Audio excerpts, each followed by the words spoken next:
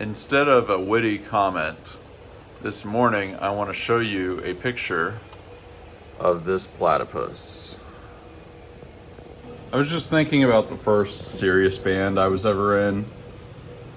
We never wrote songs, and so we would show up to gigs with nothing prepared, and we would just start making stuff up. And actually we got really, really good at that, to the point where we were playing gigs in other cities and stuff. But I was just thinking about the band Cream and thinking, like, they could definitely do that. When you listen to the improvisational sections in Cream songs and stuff when they were playing live, they could probably just show up to a gig without even like songs. They could just start making stuff up. You do have to imagine what it's like to be on a stage and everybody's looking at you and you don't have anything planned. Like, there isn't anything like, okay, well, we're gonna go into this. You just have to start doing something.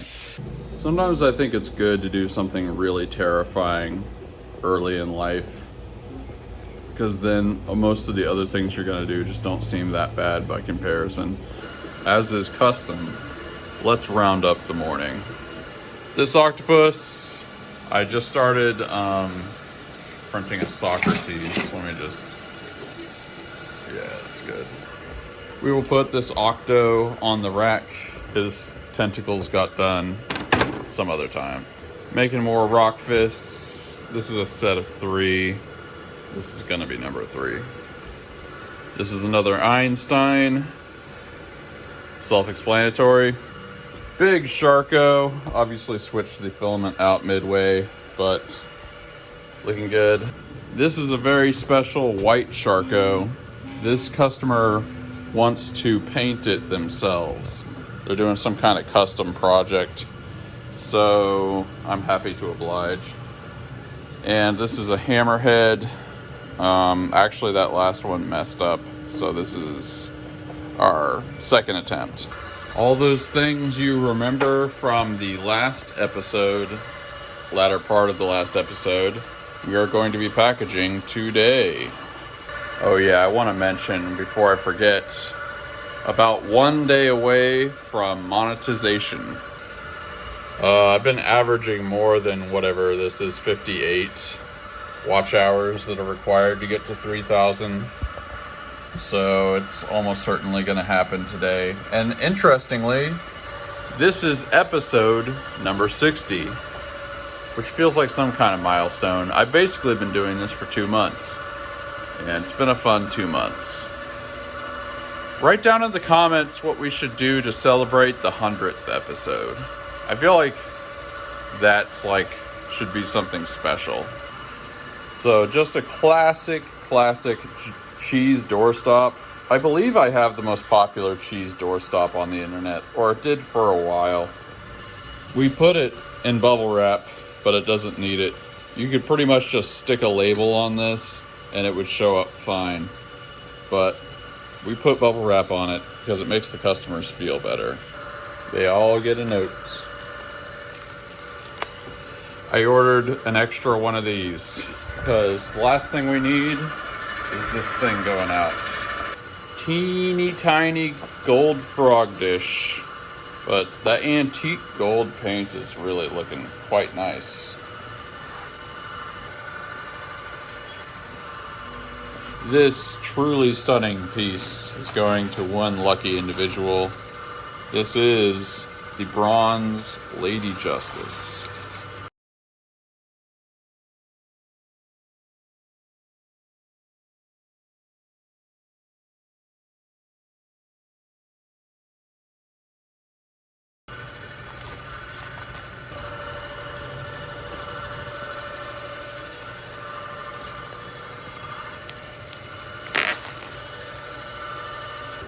The white shark, the white whale. Somebody ordered a little skull and a big skull, so we are packaging that.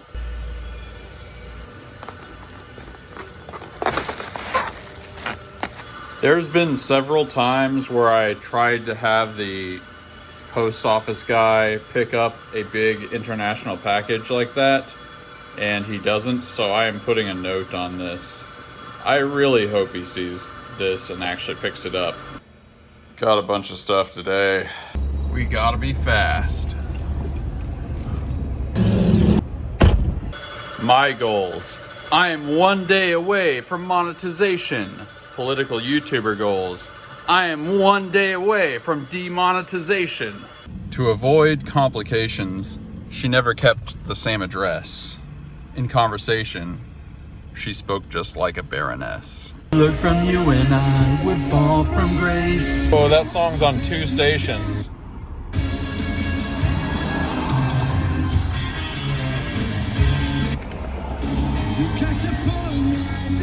There's actually a missed note in this solo in this song, right? Granted, I'm not 100% sure John Paul Jones didn't do that on purpose, but it sounds like he mashed 2 keys together at the same time. And that was off of Coda, Led Zeppelin's last album.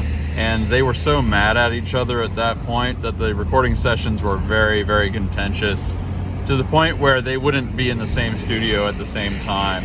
Like, they had to go, like, one person recorded their parts, then the next person recorded their parts, then the next person recorded their parts, because they just couldn't stand being in the same studio.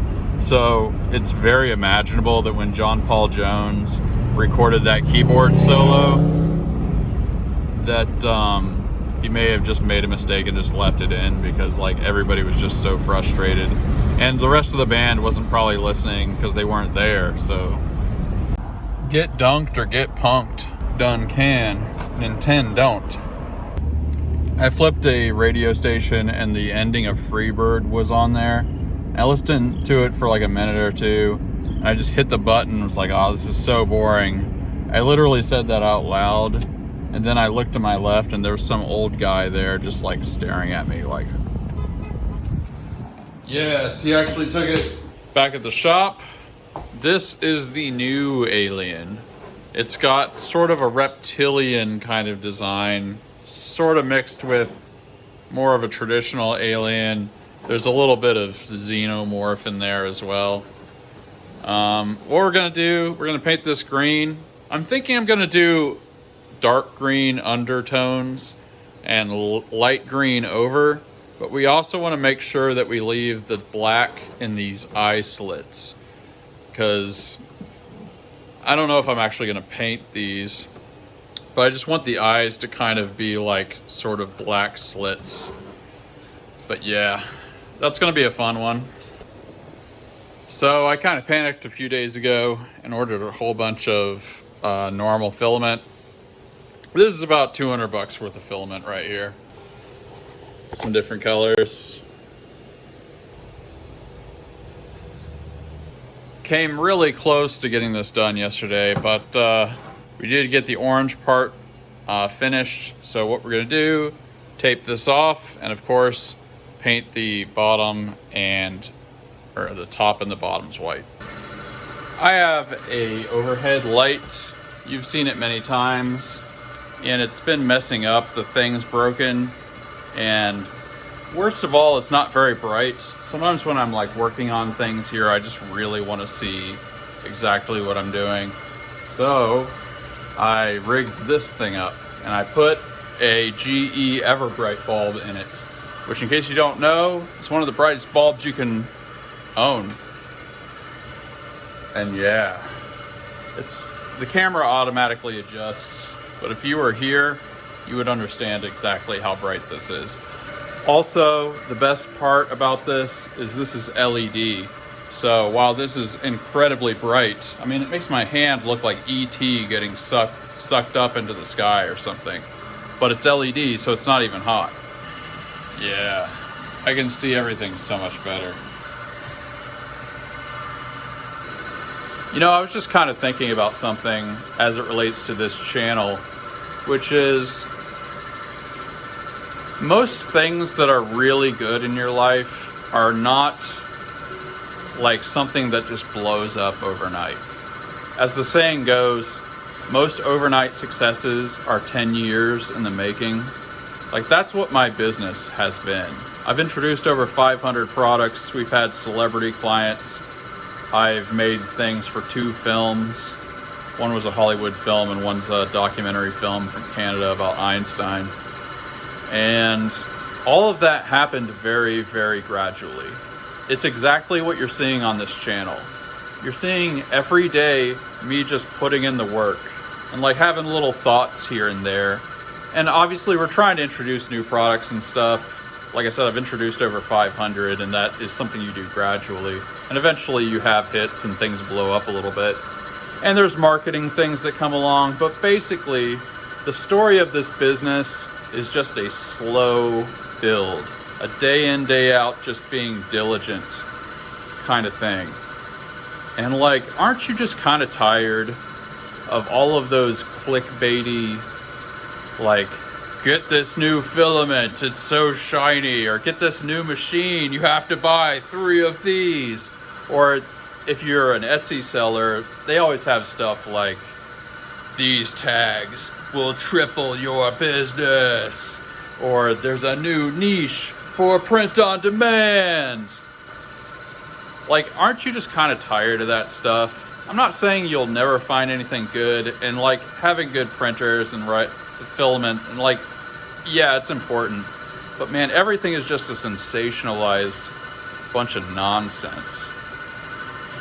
Like, aren't you just kind of sick of this? Here is the pitch for this channel. I call this, I forget exactly what I call this, how to something 3D printing business, how to do a 3D printing business. I can't remember what I said, but that's exactly what this is. This is realistic. This is actually showing you how this works. It's not some promise that like, man, if you just do this, you're gonna blow up overnight. I've been doing this for 6 years, and we have had quite a bit of success, especially in the past month. And the Christmases are big. But I'm not giving you something unrealistic, is what I'm trying to drive at. It's not like some get rich quick thing. That's what everybody does. This is like one of the only, I mean, there are probably others. This is one of the only channels on YouTube that is actually real. So I don't know what possessed me to sort of talk about this. I guess I was scrolling through YouTube and you just see nothing but videos like that. It's like, you've got to try this new thing. 3D printing companies hate us with this one weird trick. Like, aren't you kind of sick of that? I went to go grab some sugar-free soda. I like to get the generic brand, but something was making me think of like that clickbaity thing I was talking about. I bet that exists in almost every genre of video on YouTube. Like, I bet there are there's probably a whole YouTube for like professional dog walkers, and they probably make videos like 99% of dog walkers don't know about this one weird trick. It's like treats that's, you know, the secret treat that dogs love that nobody is talking about. Like, I bet even stuff like that is doing that. The special leash that nobody is talking about. Kroger had these guys on kind of a good sale. Man, we got like the sugar-free root beer, but I'm most excited about grapefruit soda. Like, that just sounds, they should have way more flavors like this. Just weird stuff. I love it. I was just thinking about an interesting experiment you could do. Wouldn't it be cool to, like, every, you know, whether it's on social media or your YouTube channels or whatever, like all the people that leave really hateful comments, I'm not talking about mere disagreement, because I disagree with all kinds of people on all kinds of things. Like, that doesn't have to be a disrespectful thing. I'm talking about people that just go way out of their way to just be a dick for no reason. Wouldn't it be amazing to find like their social medias and stuff, and then just keep track of them for like years? You know, not like take a snapshot in time, but like keep track of what their life is like for like 5 to 10 years or something. Because I bet you would see that it sucks.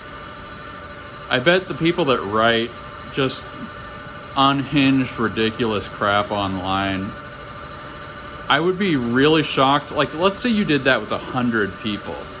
I would be really shocked if even one of them had some kind of life outcome that's like enviable in any way. I guess you'd have to specify the parameters, but to me that would be a very interesting social experiment that I bet nobody's really done before. That bronze Lady Justice we shipped earlier looked really cool, so I took some pictures of it and I'm making it a new product. I don't think I've ever offered it specifically in bronze. Sometimes when something just looks really good and it's in a new color, just make it a new product. Everything's printing right.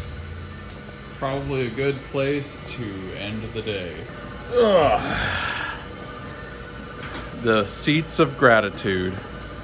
So you guys tell me if you like the idea of this being kind of a channel that's not clickbaity, not trying to just maximize every last click out of every viewer, not trying to just get like every advertising dollar out of all of you. You tell me if that's something you guys are kind of interested in. As for the gratitude thing that we do, gratitude gang. Remember, if you're watching this, you're in the gratitude gang. I am grateful that I think every printer that I'm printing with, at least right now, seems to be working.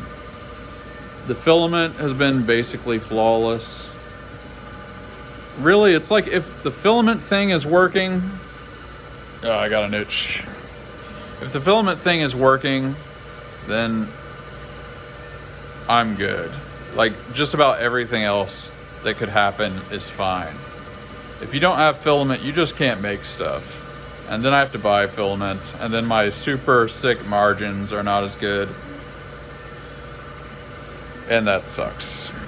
So filament is good, machines are good. I got a new product launched today, so I get to put a magnet on the board. And basically everything is just kind of fine. Sales are in a good place. This morning I really hadn't sold very much, but then I sold quite a bit later in the day. So this is one of those days where I really have very little to complain about. And I'm just very grateful for that. So you know what to do. You know what's about to happen. You're going to be writing in the comments what you're grateful for. Just picture it. You're typing, or maybe you're on your phone and you're using your thumbs. It's actually really hard to get both my thumbs in. There we go. You're using your thumbs and you're about to type. You're thinking like, what in my life am I grateful for? You're thinking of even small things that most people wouldn't even bother to leave a comment about. That's what's entering your mind right now. And you're about to use those thumbs and type a comment. Then you're gonna look at the comment and be like, yeah, that seems about right. And you're gonna hit send, or you're gonna hit post, or whatever it says, because I haven't left a comment on anything in a really long time. And then you'll look at your comment, and then everybody else will be enriched by your comment. So leave a comment about what you're grateful for. Peace.